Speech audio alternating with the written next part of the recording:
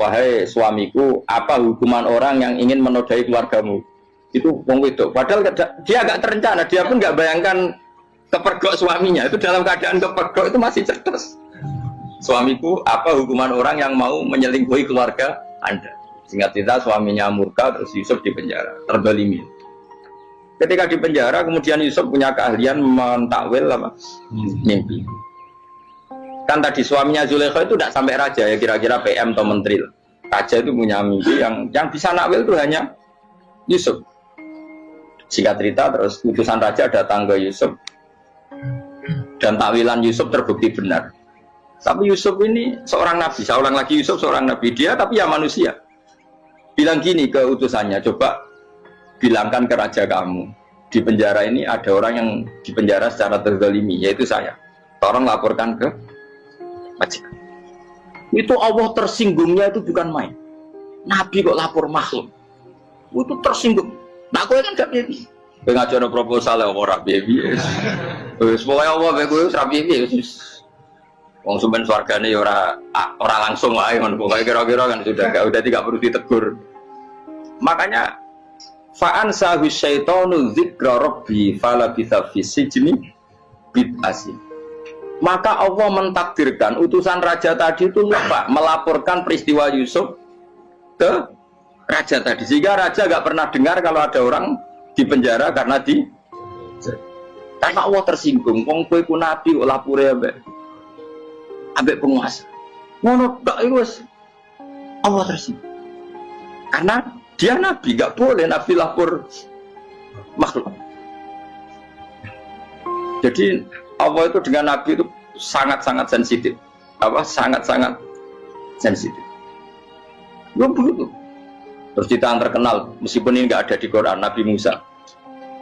Nabi Musa itu pernah sakit gigi karena dia mentang-mentang kalimullah, orang yang sering komunikasi dengan Allah, minta ya Allah, tolong tunjukkan obat gigi saya itu apa. Dan ini sama Allah dikasih tahu, kamu ngunyah suket ini, gitu. rumput ini kamu kunyah nanti pasti sembuh. Karena resepnya dari Allah ya pasti mujarab, kan nggak kok dokter. Singkat cerita dikunyah terus sembuh.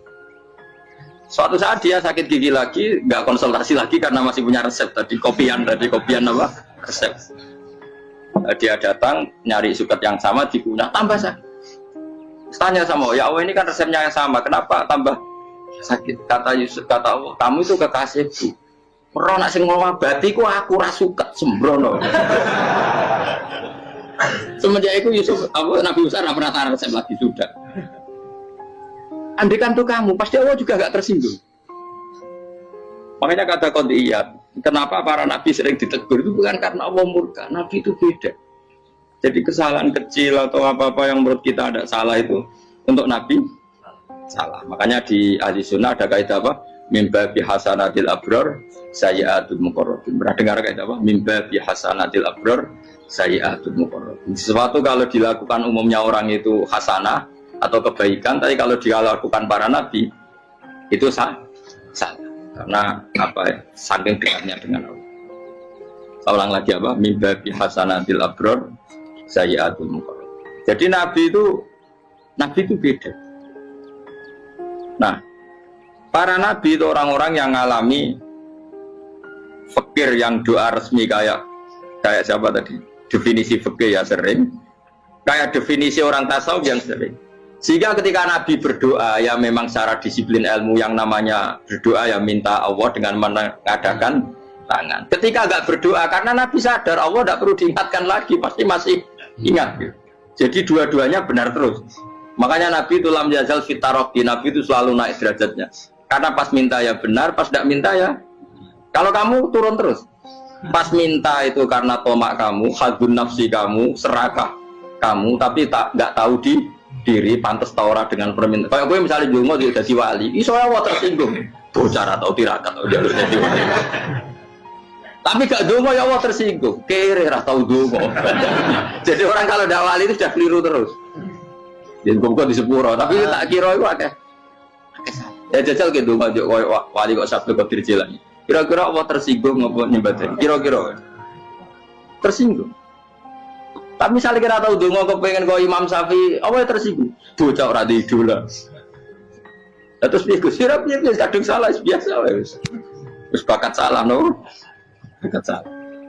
Wis dongane sing gampang ae mesti bener Rabbana dzalamna anfusana wa lam taghfir lana wa tarhamna lanakunanna minal khasirin. Saya pernah punya kitab dan kitab itu menurut saya luar biasa. Bahkan ketika adu bully itu, adu cara mahasiswa itu kayak pelonconan itu. Nabi sama Nabi pengiran gitu dan itu sekali yang satu salah melakukan disiplin ilmu sampai pengiran itu degradasi. Dan Allah memang mengancam gitu. Kalau kamu melanggar ini, la biton namin diwanin nubuah. Nanti la amkuan namin diwanin nubuah. Kamu saya hapus dari buku kenabian. Tes-tesannya ya lucu. Biasanya begini. Kata Nabi Musa kan ditanya. Ketika dia khutbah ditanya orang. Siapa orang paling alim ya Nabi Allah? Sekarang orang paling alim itu siapa? Nabi Musa jawab, saya kan. Dan itu Allah tersinggung karena wong kok mletene ngono. Tapi andai kan Nabi Musa kok jawab Fauzi itu salah, tambah salah meneh. Enggak Ruhen, malah salah meneh. Tapi jawab Musa ya salah. Saya Gusti, saya kan. Orang paling alim siapa? Saya. Allah memperingatkan Musa, ada seseorang yang lebih alim ketimbang kamu. Coba kamu harus ketemu dia. Ketemu dengan cerita ketemu Nabi siapa? Terus dalam 3 sesi ini, 3 babak ini buli-bulian. Nabi Khidir itu dalam 3 babak ini selalu kelihatan salah. Di antaranya adalah cara sekarang ya mungkin di gonjak sepeda motor atau perahu kalau dulu yang menggratisi dia numpangi sepeda motor malah spionnya dicopot. Spionnya dicopot, dirusak. Nabi Musa kan terus sudah digratisin malah rusak yang motornya yang apa? Menggratisin. Nabi Khidir masih tenang. Kamu tidak paham. Jadi Nabi Khidir mesti tidak kamu tidak paham. Itu kata Syurrahul Hadis termasuk Ibnu Hajar Al-Asqalani bilang ini. Setelah itu kedua membunuh anak kecil. Musa tambah marah. Anak yang belum punya dosa kok kamu sampai 3 kali ada 3 peristiwa. Itu kata Syurrahul Hadis. Andai kan Musa kok diam tidak protes, maka dia akan disalahkan Allah. Karena dia berarti membiarkan kemungkaran di depan matanya tanpa reaksi. Jadi sebetulnya ketika Musa berontak itu Nabi Khidir, Nabi tenan gitu. Jadi itu kan unik. Tapi berontak itu disalahkan. Jadi angel sandi tes-tesan jadi Nabi itu angel. Misalnya kok Nabi Musa itu kayak model santri Jawa Timur.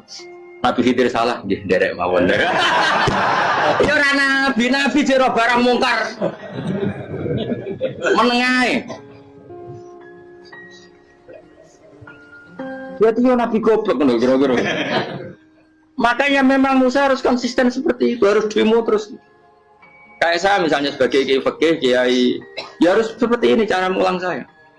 Enggak boleh saya misalnya terus anut mulang terus tawadhu semeneng terus ora karu-karuan. Jadi andai kan Musa kok tidak protes itu malah salah. Ya memang harus. Dan itu Nabi Khidir, Nabi tenang. Makanya Nabi Khidir akhirnya respect. Tidak ada hati sebaik Abu Musa. Risi itu gak nyaman ketika melihat kamu. Jadi itu sebenarnya poin. Tapi lucunya Nabi Khidir ya nyalan. Tak ada rasa kok komen tak kok. Tapi harus disalah no. Ya aku cari Nabi Musa. Ya jajal, gak peristiwa meneh aku tak sabar rata. Kau jajal nih, barang dijajal ya protes meneh. Barang protes meneh, tinggal 1 kali kesempatan. Kowe takok meneh, wis ra dadi murid. Dikasih kesempatan lagi, ya protes meneh deh. Tapi itu justru itu menjadi kelebihannya Nabi Musa karena syarat seorang nabi adalah al-musara'ah ila inkaril munkar kata Ibnu Hajar Al-Asqalani. Syarat seorang nabi adalah secepat mengingkari sesuatu yang mungkar. Enggak boleh. Ya toh kan misalnya kita jadi murid terus gurumu itu gandeng artis atau gandeng penyanyi dangdut dia derek mawon. Jadi guru mumet goblok ya. Tapi kowe ngloroi guru tersinggung. Ora roh hikmah iku.